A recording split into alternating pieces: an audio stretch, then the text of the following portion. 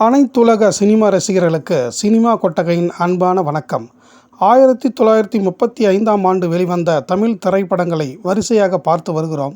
அந்த வரிசையில் இன்று நாம் அறிந்து கொள்ள இருக்கும் திரைப்படம் பக்த நந்தனார் என்ற திரைப்படமாகும்.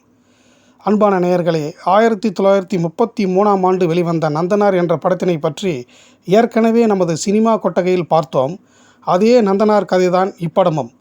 இந்த பக்த நந்தனாரை எடுக்க சென்னையைச் சேர்ந்த ஜவுளி தொழிலதிபரும் செல்லாராம் வணிக குடும்பத்தைச் சேர்ந்தவருமான அசன்தாஸ் என்பவர் தன் பெயரிலேயே அசன்தாஸ் கிளாசிக்கல் டாக்கீஸ் என்ற பட நிறுவனத்தை தொடங்கினார். இவர் மேடை நாடகங்களில் அன்று மேடை கலைஞருமான கர்நாடக இசை பாடகியுமான கே.பி. சுந்தரம்மாள் அவர்கள் நந்தனார் வேடத்தில் நடித்த மேடை நாடகத்தை பார்த்து ரசித்தார். அவரை வைத்தே இந்த பக்த நந்தனார் படத்தை எடுக்க விரும்பி அவரிடம் சென்று பேசினார். கே.பி. சுந்தரம்மாள் தனது கணவர் எஸ்.ஜி. கெட்டப்பாவின் மரணத்திற்கு பின் மேடை நிகழ்ச்சிகளில் இருந்து ஓய்வு பெற்று விட்டதாக சொன்னார். தயாரிப்பாளர் அசன்தாஸ் எப்படியேனும் கே.பி. சுந்தரம்மாவை நடிக்க வைத்தே தீர வேண்டும் என்ற எண்ணத்தில் அரசியல்வாதி சத்தியமூர்த்தியின் சிபாரிசு கடிதத்தை கொண்டு சென்றார்.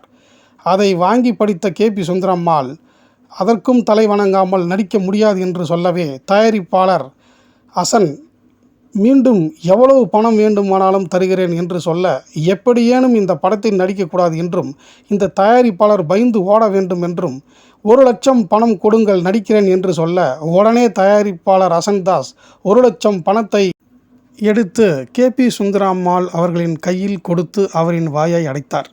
வேறு வழி இல்லாமல் பணத்தை பெற்றுக்கொண்டு பக்த நந்தனார் வேடத்தில் நடிக்க ஒப்பந்தம் செய்யப்பட்டார் கே.பி. சுந்தரம்மாள். இதுதான் கே.பி. சுந்தரம்மாள் அவர்கள் நடித்த முதல் படமாகும். இந்தியாவிலேயே முதல் படத்திற்கு நடிப்பதற்கு 1,00,000 சம்பளம் வாங்கிய ஒரே நடிகை கே.பி. சுந்தரம்மாள் மட்டுமே. 1935ஆம் ஆண்டில் ஒரு சவரன் தங்கம் 13 ரூபாய்க்கு விற்கப்பட்டது. பெட்ரோல் ஒரு கேலன் ₹1/2 குறைவாகவே விற்கப்பட்டது. அப்படியானால் தெரிந்து கொள்ளுங்கள் அன்றைய 1,00,000 ரூபாய் மதிப்பை. இப்படத்தை மாணிக்லால் டாண்டன் என்பவர் இயக்கினார். இவருடன் அமெரிக்க திரைப்படக் கல்லூரியில் ஒன்றாக படித்த எல்லிஸ் ஆர். டங்கன் இத்திரைப்படத்தில் தீண்டத்தகாத துறைவி வேடத்தில் நடித்ததுடன், இப்படத்தின் இயக்குனர் மாணிக்லால் டாண்டன் திரைப்படப் பிடிப்பிற்கு வராத நேரத்தில் இவர் படப்பிடிப்பில் பங்கேற்று இயக்கி உதவுவார். இவருக்கும் இதுதான் முதல் படம். இந்த பக்த நந்தனார் படத்தில் பண்ணைக்கார நில உரிமையாளர் வேடத்தில் அப்போது புகழ் பெற்றிருந்த கர்நாடக இசைக்கலைஞர் மகாராஜபுரம் விஸ்வநாத ஐயர் அந்த வேடத்திற்கு ஒப்பந்தம் செய்யப்பட்டு அவருக்கு சம்பளமாக 3000 வழங்கப்பட்டது.